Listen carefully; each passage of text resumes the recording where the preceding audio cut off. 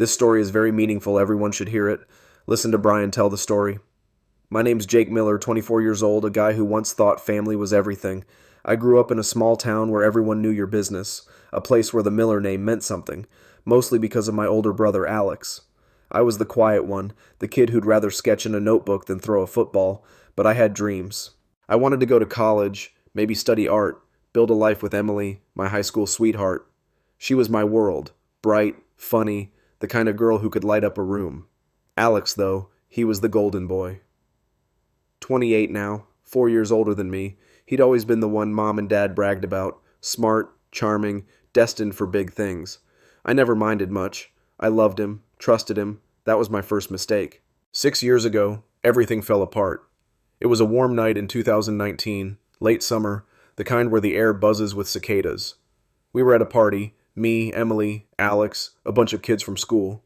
I remember laughing with her by the bonfire, her hand in mine, feeling like life couldn't get better. Then it happened. Out of nowhere, Emily pulled away, her face pale, her eyes darting to Alex. "Jake," she said, her voice trembling, "we need to talk." I followed her inside, confused, my stomach knotting up. She wouldn't look at me. Then Alex burst in, his jaw tight, his eyes blazing. "What the hell did you do to her?" he shouted. I blinked, stunned. "What are you talking about?" Emily started crying, clutching her arms around herself. He tried to force himself on me," she whispered. My world stopped. I couldn't speak, couldn't think. Alex grabbed me by the shirt, shoving me against the wall. "You're sick," he spat. I shoved him back, my voice cracking. "I didn't do anything. Emily, tell him." But she wouldn't. She just sobbed, and Alex dragged me outside, yelling for everyone to hear. People stared, whispered. By morning, the story had spread. Jake Miller, the quiet kid, was a monster. My parents, Maggie and Tom, didn't even ask my side. I came home to find my bags packed, Mom crying into her hands, Dad's face red with fury. "We raised you better than this," he said, his voice like a hammer. "Get out. Don't come back until you get help." I tried to explain, my throat raw, tears stinging my eyes. "It's not true. I'd never hurt her." But they wouldn't listen. Alex stood there, arms crossed, nodding like he'd won something. I was 18, homeless and alone, my reputation shredded. Emily, my first love, had betrayed me, and Alex had sold me out. I didn't know why. Not then. The night air hit me like a slap as I stumbled out, my duffel bag slung over my shoulder, the weight of it nothing compared to the ache in my chest. I kept replaying it. Emily's tears, Alex's anger, the way the crowd parted like I was diseased. I walked aimlessly, the streetlights blurring through my tears, until I ended up at Derek's place. Derek was a guy from art class, lanky with a mop of black hair and a laid-back vibe that made him easy to trust. He opened the door in a ratty t-shirt, blinking at me.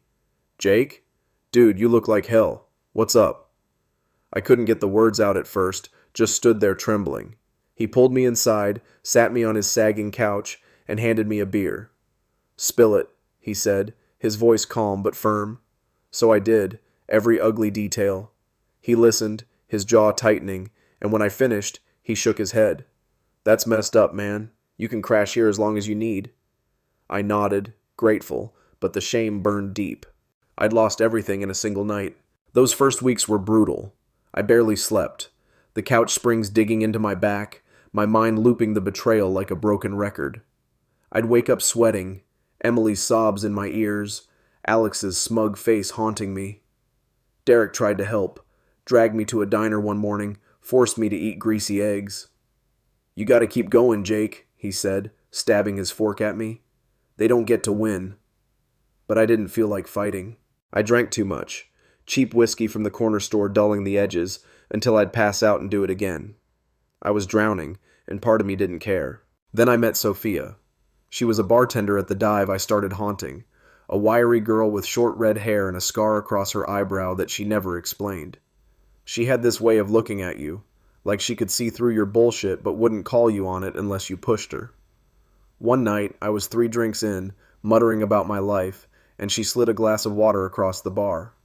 "You're gonna kill yourself if you keep this up," she said, her voice sharp but not unkind. I glared at her, my head fuzzy. "What do you care?" She shrugged, wiping down the counter. "I don't, but you're too young to be this pathetic." It stung, but it stuck. The next night I went back sober and we talked. She told me she'd run from her own messed up family. Dad in jail, mom gone. You don't owe them anything, she said, her eyes hard. Start over. It was the first time I thought maybe I could. I got a job at a warehouse, hauling boxes for minimum wage, my hands blistered and my back aching by the end of each shift. It wasn't much, but it was mine. I moved out of Derek's into a cramped studio, the walls thin enough to hear my neighbor's TV blaring all night. I started therapy too, some shrink named Dr. Ellis, a soft-spoken guy with glasses who didn't push too hard. You're carrying a lot of anger, he said once, scribbling in his notebook. Yeah, I muttered, staring at my shoes. Wouldn't you? He didn't answer, just nodded, and I hated how right he felt. I built a life piece by piece, but the past clung to me. I couldn't date. Every girl I met, I'd wonder if she'd turn on me too. I'd see Emily's face in strangers, hear Alex's voice in my head. I thought I'd buried it. Then Lisa showed up. It was a rainy afternoon 6 months ago when she knocked on my door. I hadn't seen her since high school, Emily's shadow, always tagging along, quiet and fidgety. Now she stood there, soaked, her blonde hair plastered to her face, her hands twisting together. Jake, she said, her voice barely audible over the rain. I need to tell you something. I let her in, wary, my gut churning.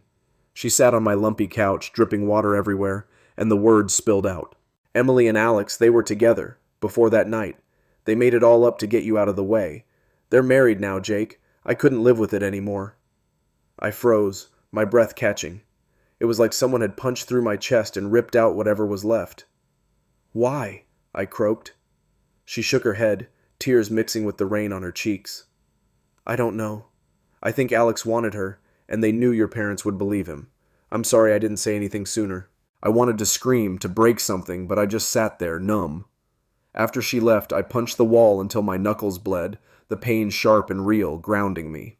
I couldn't let it go. I needed answers, proof, something to make it real. That's when I found Carla Reyes. She ran a tiny pie office downtown, a cluttered hole in the wall with a flickering neon sign. I walked in, my savings in an envelope, and laid it on her desk. I need you to dig into my brother and my ex, I said, my voice tight. They ruined me. I want the truth. She leaned back, sizing me up, her dark eyes steady. This kind of truth can hurt more than the lie, she warned, tapping a pen against her lip. I don't care, I shot back. I need it. She took the job, and a week later she met me at a diner, sliding a folder across the table. Your brother's a real prince, she said, her tone dry. They didn't just frame you, they stole your college fund. Your parents signed it over to Alex after you left. He used it to start his company.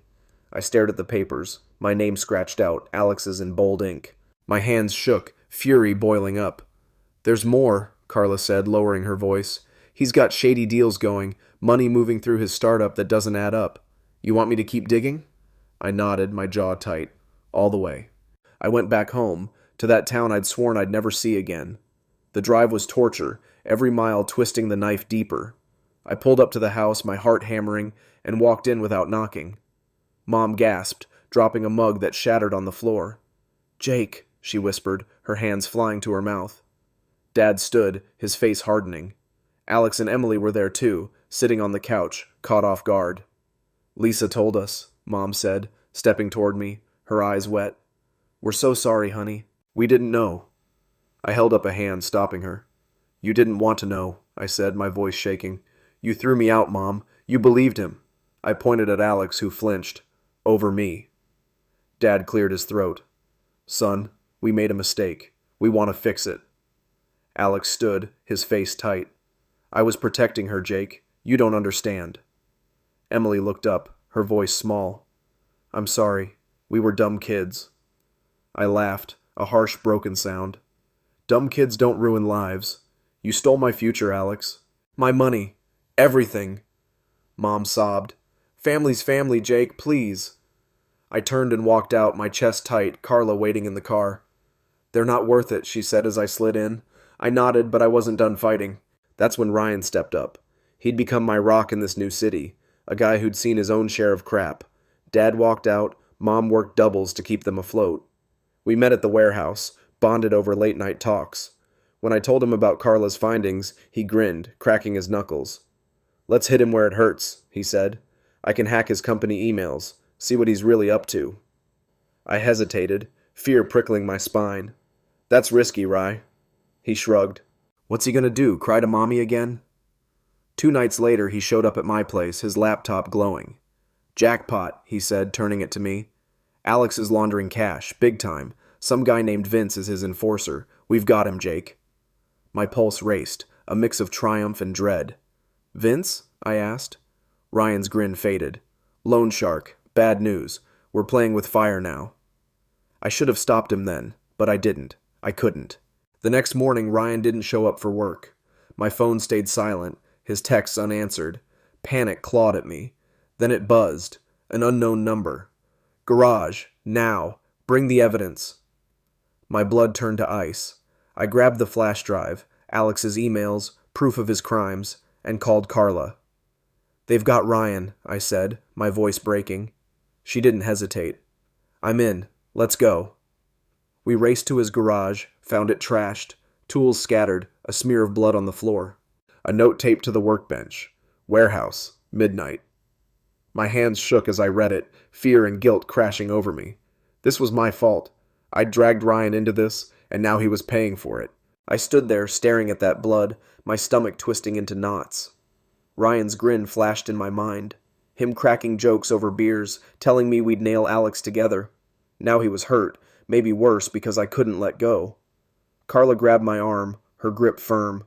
"Jake, focus. We've got hours till midnight. We need a plan." Her voice cut through the fog, steadying me. I nodded, swallowing hard. "Vince, he's the muscle. If he's got Ryan..." I trailed off, the thought too heavy.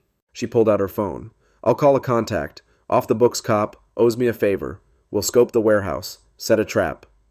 I looked at her, grateful but scared. "What if we're too late?" She met my eyes, unflinching. "We won't be, but you've got to trust me." I did. She was all I had left. We spent the day preparing. Carla's contact, a grizzled guy named Pete, met us at a gas station. He was big, bearded, with a voice like gravel. "Vince is bad news," he said, leaning against his truck. "Runs with a crew, 2 guys, usually armed. Warehouse is his spot for dirty deals." My chest tightened. "Ryan's there?" Pete shrugged. "If they want something from you, yeah. Bring the drive, but don't give it up easy." Carla handed me a tiny earpiece. "Wear this. I'll be close, listening. Pete's boys will move in when we signal." I took it, my hands clammy.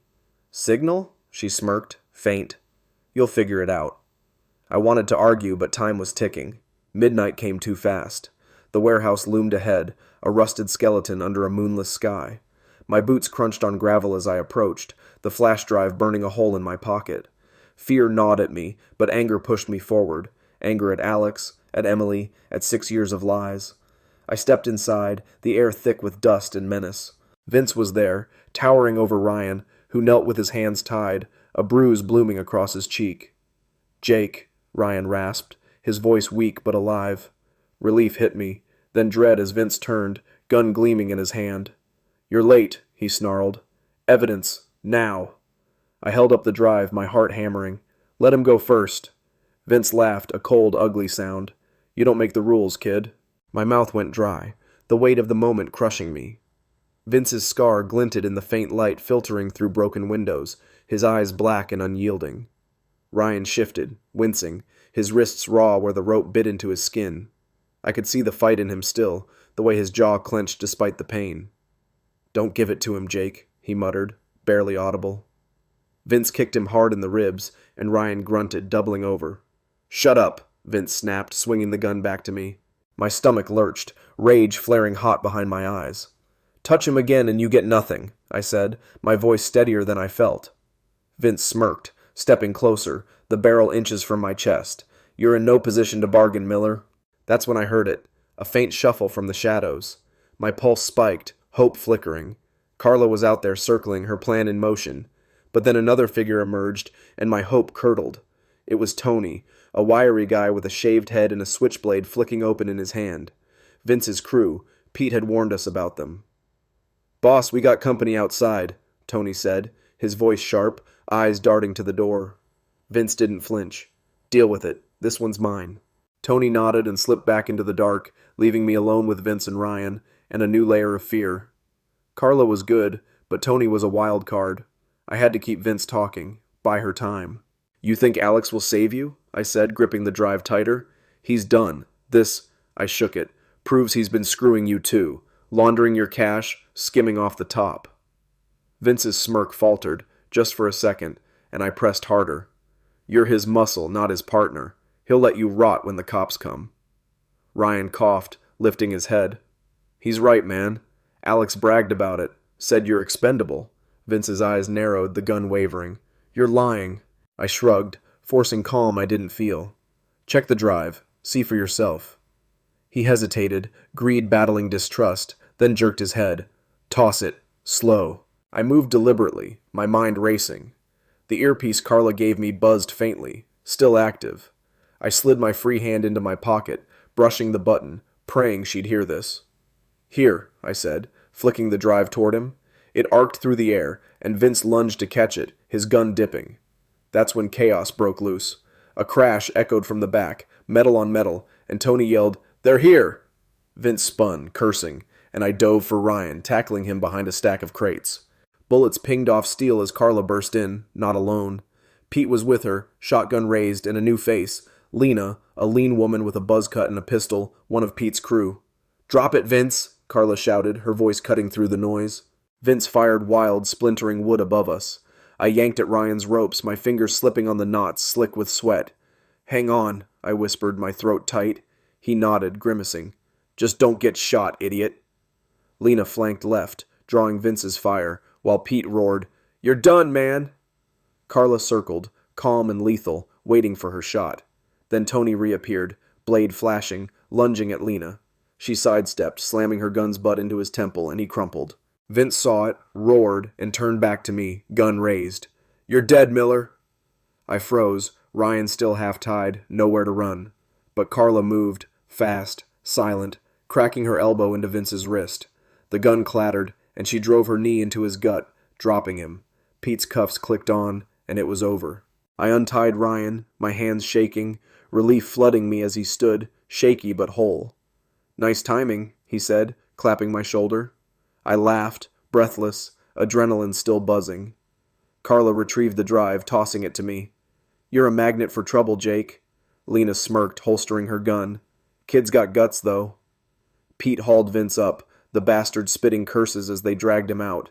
Sirens wailed closer, Pete's backup right on cue. We stumbled outside, the night air cold against my sweat-soaked skin, and I sank to the ground, the weight of it all hitting me. Ryan was safe. Vince was gone. But Alex and Emily, they were still out there. The next day, I took everything to the cops.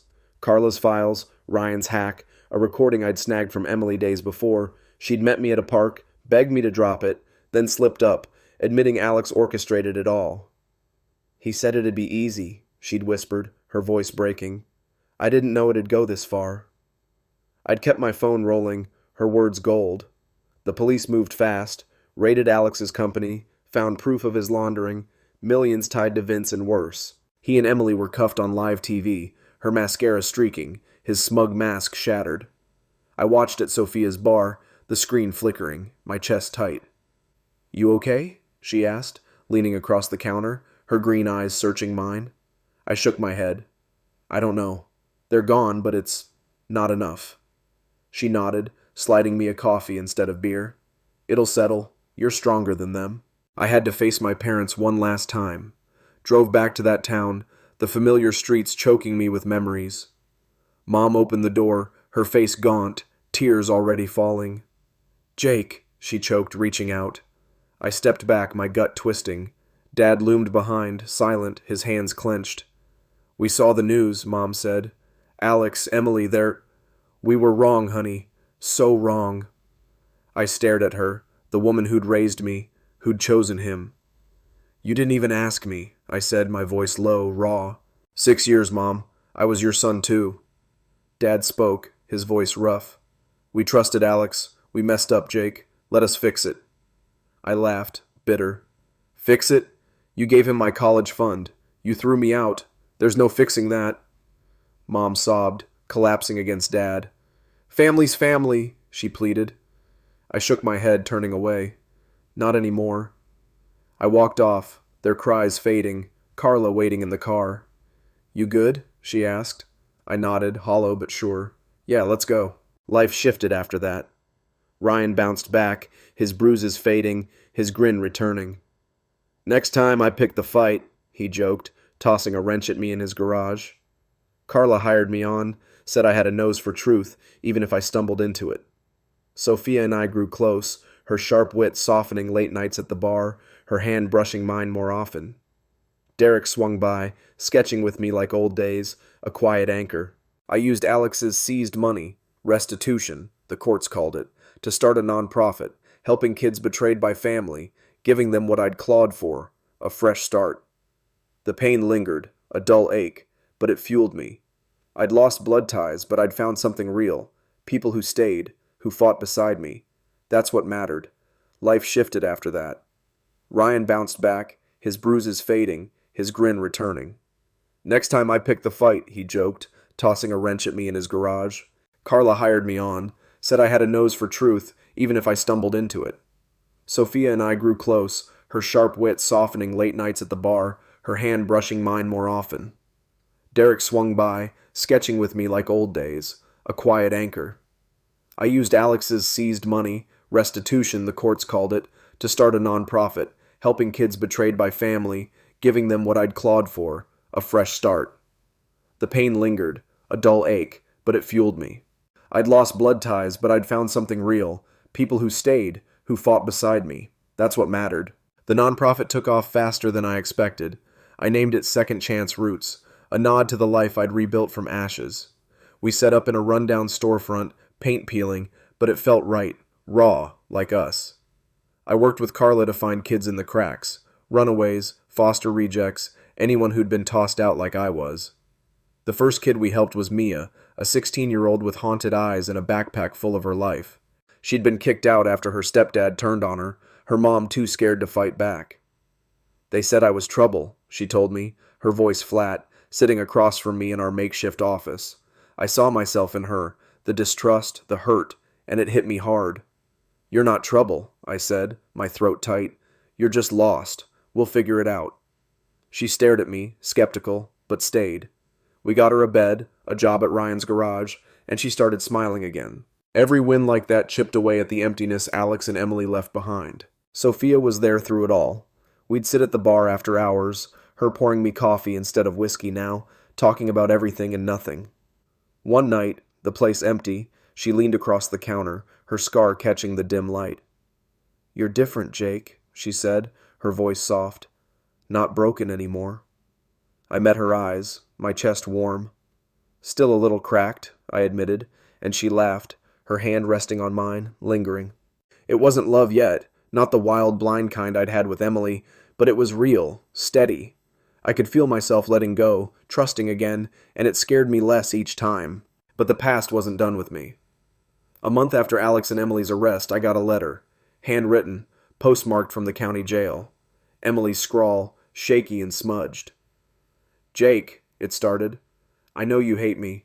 I hate me too. Alex pushed me into it, but I let him. I'm pregnant again, and he's gone. Left me here to rot. I don't expect forgiveness, but I needed you to know. I sat on my couch, the paper trembling in my hands, a storm of feelings crashing through me. Pity, sure. She was alone now, facing what I'd faced.